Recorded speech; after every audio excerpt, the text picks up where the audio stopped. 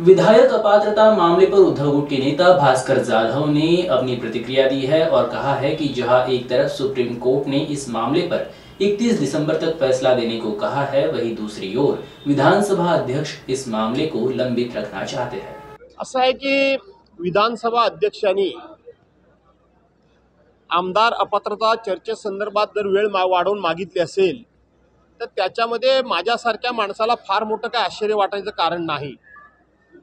31 डिसेंबरपर्यंत हा कोणत्याही परिस्थितीमध्ये निर्णय द्या अशा पद्धतीचं एक प्रकारचे आदेश वजा त्या संदर्भामधल्या सूचना म्हणा आदेश म्हणा सुप्रीम कोर्टानं आपल्या महाराष्ट्र विधानसभा अध्यक्षांना दिलेले आहे।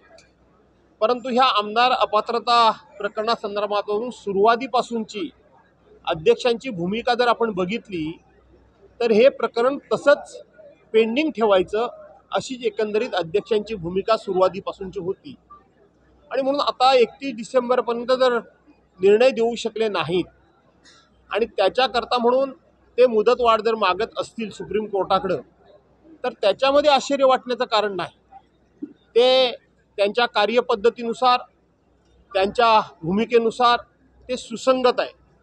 परंतु मला आश्चर्य एकाच गोष्टीचं वाटेल की 31 डिसेंबरच्या नंतर अध्यक्षांनी मागितलेली 3 आठवड्याची मुदत ही जर सुप्रीम कोर्टाने दिली नाही तर निर्णय तर 31 डिसेंबरपर्यंत होणार नाही आता दिसतंय।